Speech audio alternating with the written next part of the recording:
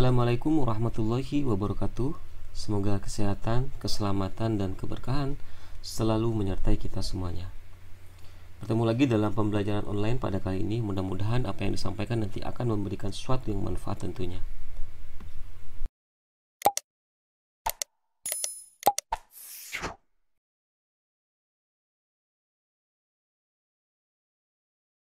Pada pembelajaran online kali ini kita akan membahas tentang zoonosis, yakni penyakit penular melalui binatang. Adapun tujuan pembelajaran kita pada kali ini adalah kita memahami tentang pengertian dari zoonosis, penyebab dari zoonosis, pola penularan zoonosis, cara penularan zoonosis, jenis penyakit zoonosis, dan pengendalian zoonosis. Pengertian zoonosis. Zoonosis adalah setiap penyakit atau infeksi yang secara alami ditularkan dari hewan ke manusia atau sebaliknya dari manusia ke hewan, menurut Perpres nomor 30 tahun 2011 tentang pengendalian zoonosis. Namun dalam pengertian ini menjelaskan bahwa tidak termasuk racun yang ditularkan oleh hewan vertebrata, juga tidak termasuk penyakit umum yang sering terjadi pada manusia dan hewan, contohnya Clostridial atau diare. That's not zoonosis even if it hurt. Jadi ini bukan disebut dengan zoonosis walaupun ini menyakitkan. Sebab zoonosis. Zoonosis disebabkan oleh agen patogen yang dibawa oleh hewan ke manusia. Nah, beberapa agen patogen tersebut misalnya adalah bakteri, parasit, jamur, dan virus. Ini saya ambil contoh satu untuk bakteri seperti bakteri Bacillus anthracis yang menyebabkan antrak pada sapi. Kemudian dari parasit seperti jenis Ciliate, Balantidium coli yang menyebabkan disentri, atau balantidiasis melalui hewan babi. Jamur, dermatopitosis infeksi kulit yang disebabkan oleh jamur, Trichopiton dan Microsprum ditularkan melalui hewan peliharaan. Kemudian dari virus, contohnya adalah rabies, di mana penyakit infeksi tingkat akut pada susunan saraf pusat yang disebabkan oleh Lassa virus melalui gigitan anjing. Nah, ini adalah beberapa agen patogen yang menjadi penularan hewan ke manusia. Jadi zoonosis menurut Global Health Education Consortium adalah penyakit yang ditularkan dari binatang ke manusia. Nah, itu telah diketahui ada 250 jenis ya yang sudah dideskripsikan ya, yang sudah diketahui.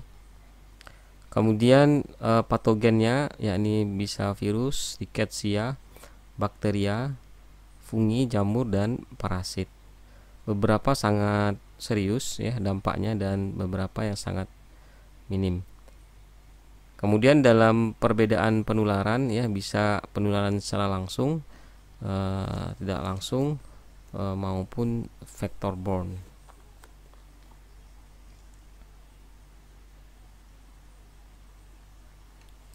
Nah, ini adalah beberapa contoh hewan vertebrata yang dapat menularkan atau membawa agen penyakit ke manusia. Nah, beberapa hewan ini adalah hanya contoh beberapa hewan saja. Mungkin Anda sudah sering melihat beberapa hewan yang mungkin Anda familiar, seperti tikus, babi, kemudian anjing, kucing, dan sebagainya. Nah, beberapa hewan tersebut membawa beberapa agen penyakit ya, atau yang kita kenal dengan zoonosis ya, penyakit yang dapat ditularkan melalui hewan vertebrata.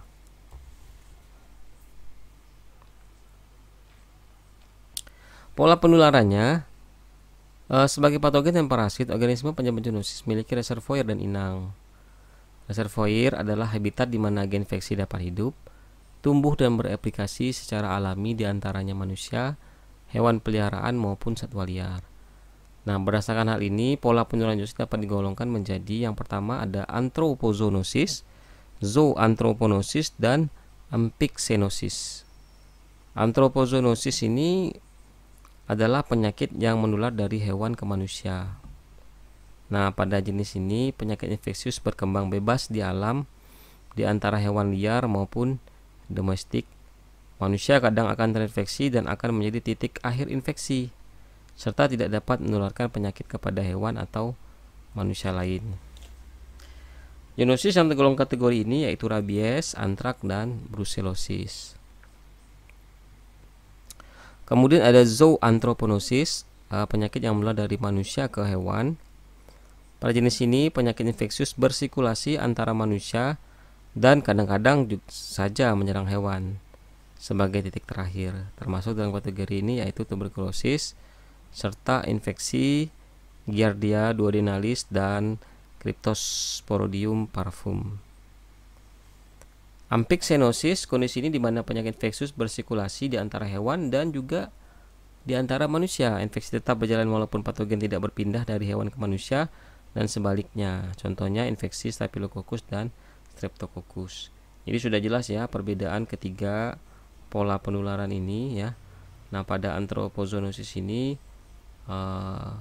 penyakit infeksius ya ini berkembang bebas di alam ya, yang biasanya manusia sebagai objek terakhirnya. Nah, kalau zooanthroponosis justru hewan sebagai objek terinfeksi terakhir ya, sebagai titik terakhir. Nah, ini lebih banyak pada bersirkulasi pada manusia. Sedangkan amphixenosis ini dua-duanya ya, kombinasi dari anthro dan zooanthro, di mana agen penyakit ini bersirkulasi di antara hewan dan manusia. Jadi selalu pada hewan ada, pada manusia juga ada. Cara penularan penyakit ini bisa kita lihat secara langsung ya. Secara langsung misalnya ketika kontak dengan hewan yang terinfeksi, misalnya ketika digigit anjing hewan penular rabies ya, mana ada virus rabies, maka ini disebut dengan kontak langsung ya. Atau ringworm, gimana cacing masuk tembus langsung ke kulit kita, maka ini termasuk penularan secara langsung. Dan aerosol saat hewan terinfeksi bersin atau batuk ya, ataupun kita terhirup bangkai ya hewan yang terinfeksi, ataupun lewat udara dari suatu bakteri, maka ini termasuk penularan secara langsung. Secara tidak langsung, penularan zoonosis dapat melalui perantara, baik hewan arthropoda yang bertindak sebagai vektor, misalnya penyakit encephalitis di Jepang, maupun perantara yang berupa benda mati seperti air, tanah, atau benda lainnya. Nah, ini penularan secara tidak langsung bisa melalui vektor ya, melalui vektor. Dan juga benda mati seperti air, tanah, atau benda lainnya. Kemudian diakibatkan melalui hewan yang terinfeksi, konsumsi pangan yang berasal dari hewan yang terinfeksi. Nah, contoh pada kasus ini misalnya ketika kita mengkonsumsi suatu makanan, ternyata makanan tersebut mengandung agen ya, agen pembawa penyakit, dan ketika kita konsumsinya maka kita akan tertular. Maka untuk menghindari ini, biasakan untuk mengkonsumsi makanan itu matang ya.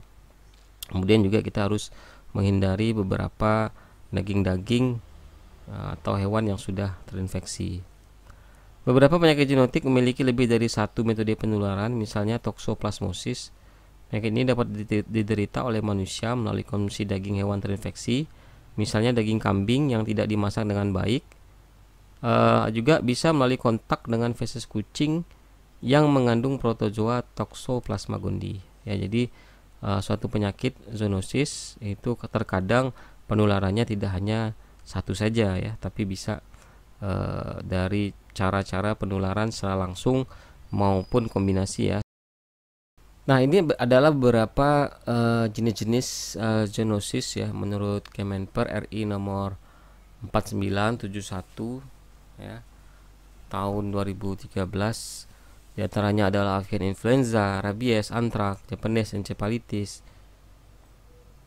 salmonellosis, leptospirosis, bovine tuberculosis, pes, toxoplasmosis, brucellosis, paratuberkulosis, echinococosis, taeniasis, skabies, dan trichinellosis. Ya, ini adalah beberapa penyakit yang ditularkan oleh hewan ke manusia.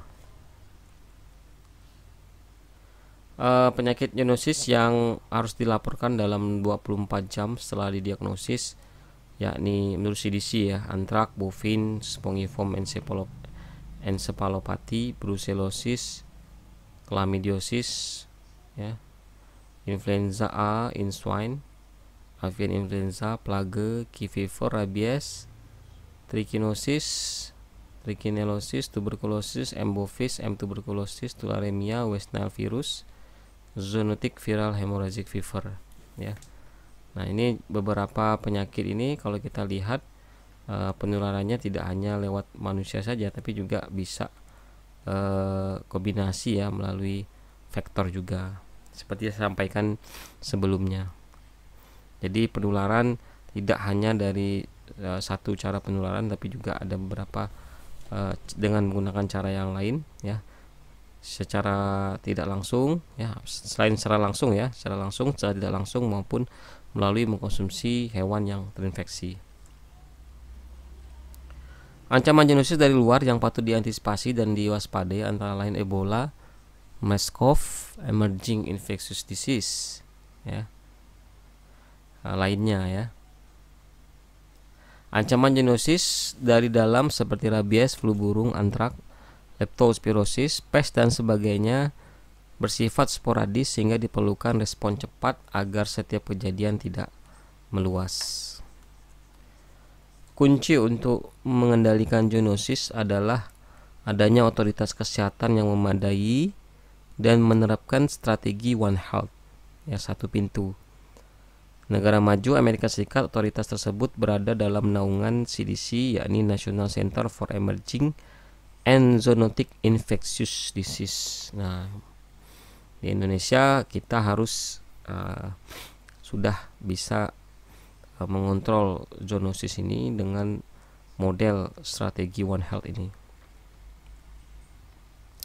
Dampak zoonosis, kenapa kita harus mengontrol atau mengendalikan zoonosis? Karena dampaknya bisa kita lihat kesehatan masyarakat ya, kesakitan maupun kematian tidak langsung bisa dari karena mengganggu perekonomian ya, kemudian keamanan nasional ya.